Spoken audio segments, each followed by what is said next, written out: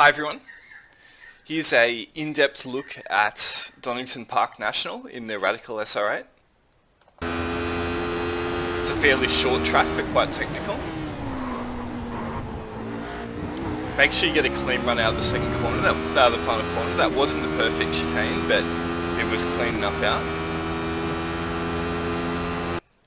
Now you're wanting to brake fairly much inside the pit entry lane as it opens the corner up as far as you can.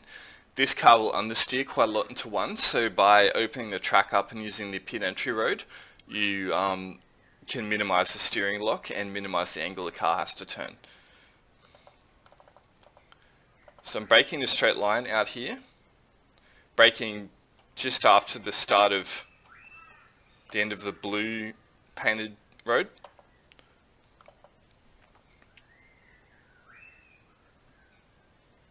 Now you're wanting to really get the car into the apex. You cannot afford to be wide of the apex because you just do not have the turn to make up for it.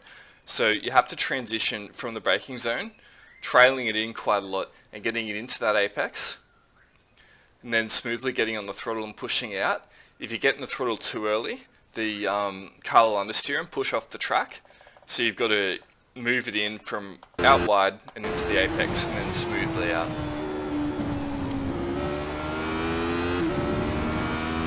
Bit of wheel spin, but that's fine. Now you're just hitting the apexes around here. This track's a bit connect the dots. You've really got to get it on the apexes. If you miss the apexes, you're adding so much track distance and you're slowing yourself a lot. So right hand apex, just turn it in, don't lift on the inside apex. Full throttle, doesn't need to lift.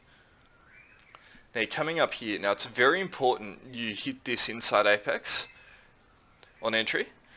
So you're kind of setting that up before you get to the corner. You're coming down here, you're going down 2 gears.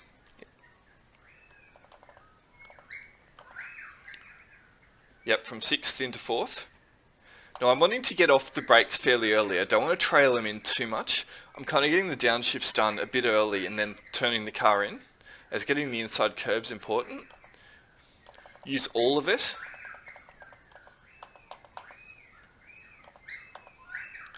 If you go too deep in there, there will be a bit of a bump, but I didn't hit it all there. And clipping that inside curb lets me get in the throttle nice and early and push the car the outside curb, and I don't catch an off track out there.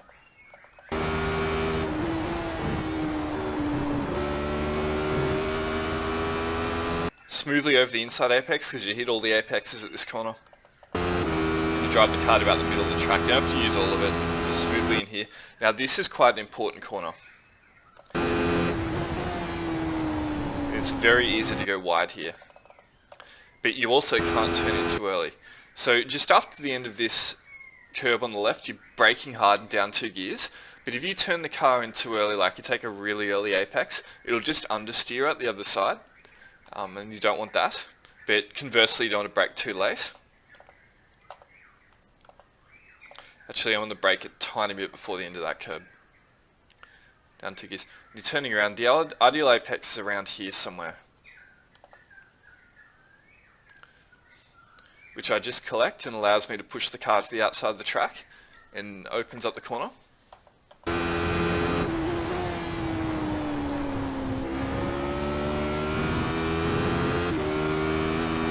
Now again here, hitting the apex is very important. And I don't quite get it as sweetly as I'd like here, but I get close. Now on entry, you're wanting to go down 1 gear. And you've got to turn in under brakes a little bit. You're aiming for the inside of the apex. If you miss it, you're going to lose so much time because you're going to have to be turning the car more whilst trying to get in the throttle, and it will probably squirm out from under you a bit.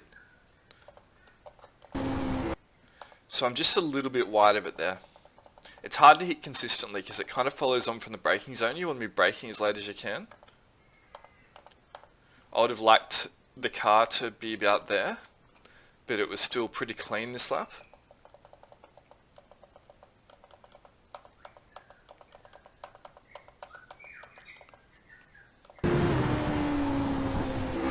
Then I'm throttling on pretty hard, just pushing the car out. It will get a little bit of oversteer there, but it's fine. But just don't overdo it, because if you overdrive this car, it's easy to spin off and hit a wall. And I've noticed this car gets meatball flagged really easily. I had a small touch of the wall at Canadian Tire. Race was over. Meatballed. The car still drove fine. Not sure why that is.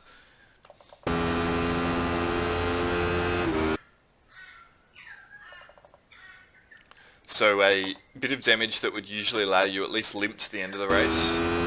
You're in the pits. So getting this inside apex is important. Unfortunately, there's no proper baking marker. I'm kind of using these multicolored guards on the left there to brake, but there's no exact point. I'm hard in the brakes and down in the third, but you need to make sure the car smoothly hits this inside apex, which it does in this example. You want to turn it in when you're still letting off the brakes. Just keep it down.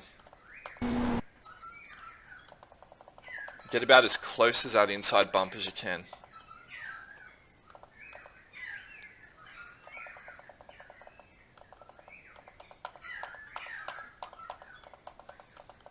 I'm unnecessarily cycling through all the camera views. And then get the same for this apex. And don't get too excited on the throttle. It's very easy the second that you hit this apex to just slam it down because you think you're good. But the car will spin up in the rear and you'll lose quite a lot of exit time. So I'm just smoothly accelerating it up to peak throttle. The rear end complains a little bit, but it's still quite compliant. That's lap over. That was a 1 minute, 0.8. Which isn't perfect, but was still fairly good.